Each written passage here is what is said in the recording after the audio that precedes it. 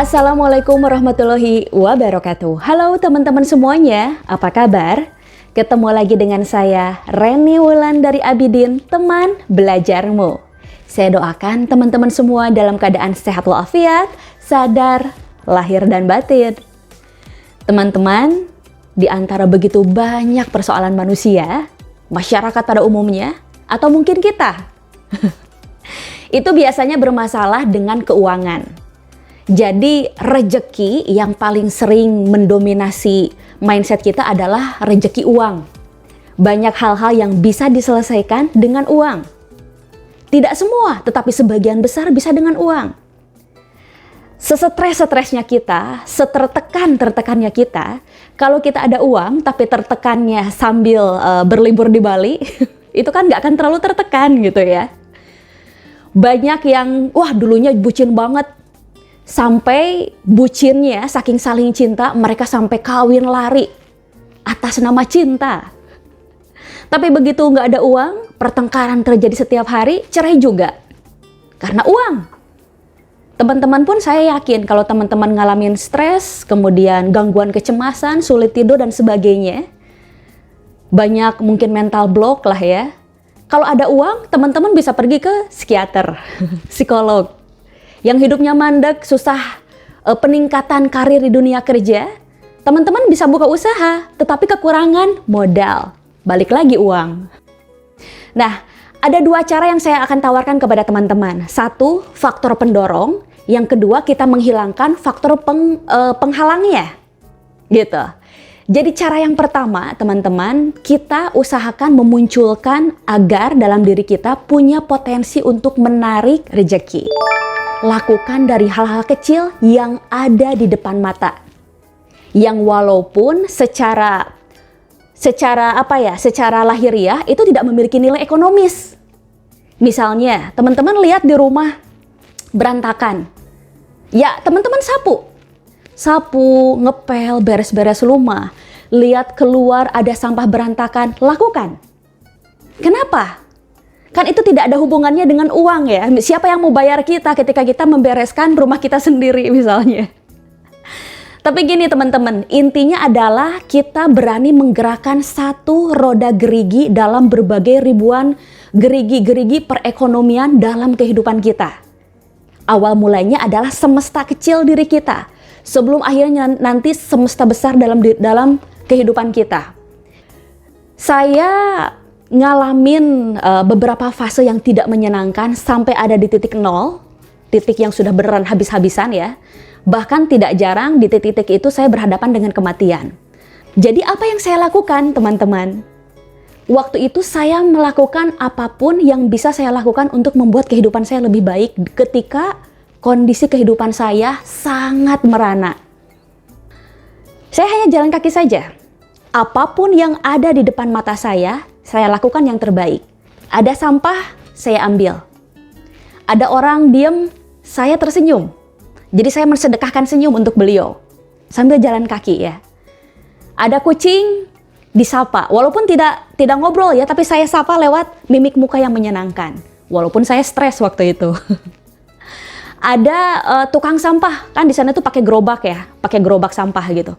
Itu saya bantu dorong, walaupun saya menahan mual yang sebegitu tidak mengenakan ya, karena bau banget. Apalagi saya waktu itu punya GERD, punya asam lambung yang sangat berlebihan sehingga memudahkan saya untuk mual. Tapi saya dorong, saya bantu tukang sampah itu. Ada orang yang ya namanya orang stres ya, akan ketemu lagi dengan orang stres. Nyerocos terus gitu orang asing ngobrol. Saya dengarkan tanpa komplain. Saya dengarkan. Jadi itu yang saya lakukan ketika saya memutuskan untuk saya harus berubah untuk menjadi lebih baik. Ini juga saya praktekkan ketika saya masa-masa, mungkin teman-teman pernah menonton video tentang uzlah ya. Nah, sesudah uzlah itu saya balik ke Tasikmalaya. Di Tasikmalaya saya jobless. Saya tidak punya pekerjaan, saya tidak punya penghasilan. Jadi saya pulang ke Tasikmalaya, kondisinya semakin memprihatinkan lagi. Teman-teman saya sudah nggak ada.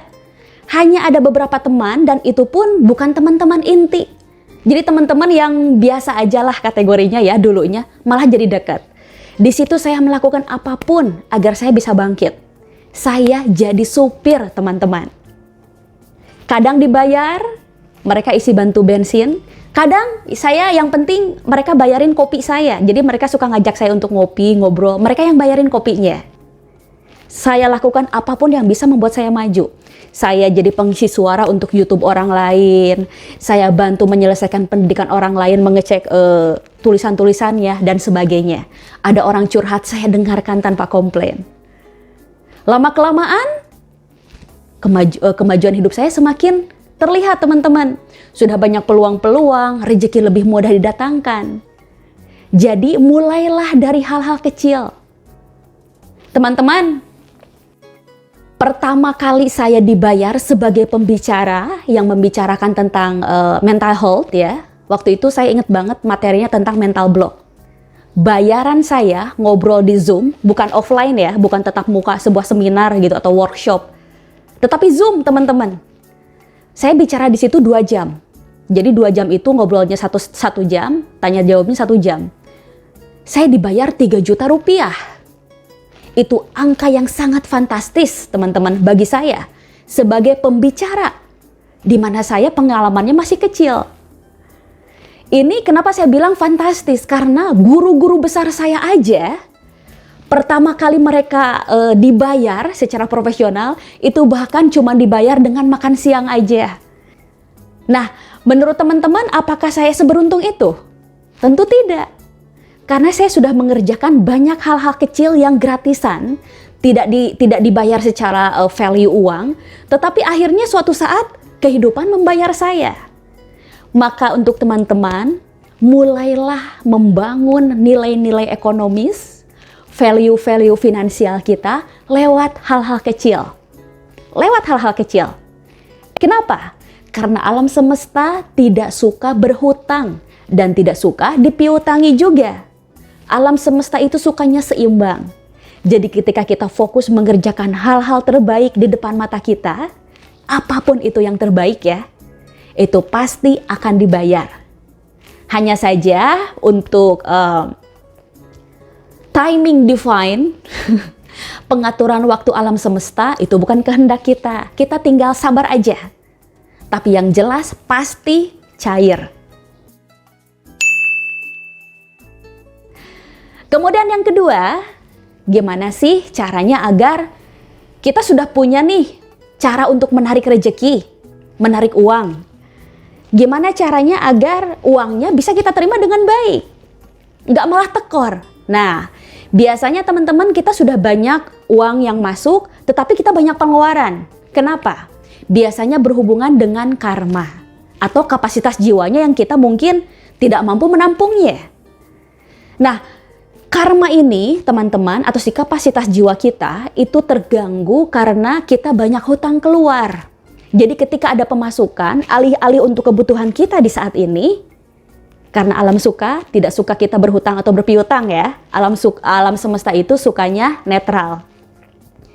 Jadi begitu kita sudah dapat uang, keluar lagi. Dapat uang, keluar lagi. Makanya kita baru dapat gaji, baru juga 1 minggu, untuk 3 minggu lagi tuh kita harus mikir dari mana ya untuk ini, karena baru 1 minggu udah habis. Ada rezeki tak terduga, anak sakit, motor keserempet. Ada aja hal-hal yang tidak kita inginkan di luar kontrol kita yang mengakibatkan uang harus keluar, teman-teman. Nah, ini biasanya karena karma kita ini perlu dibayar. Apa contohnya yang mungkin kita tidak sadari? Teman-teman, mulailah belajar untuk menghargai hak-hak orang lain, membayar hak-hak orang lain. Sehingga kehidupan juga akan membayar hak-hak kita. Ya, maksudnya gimana? Maksudnya begini. Misalnya kita senang produk bajakan.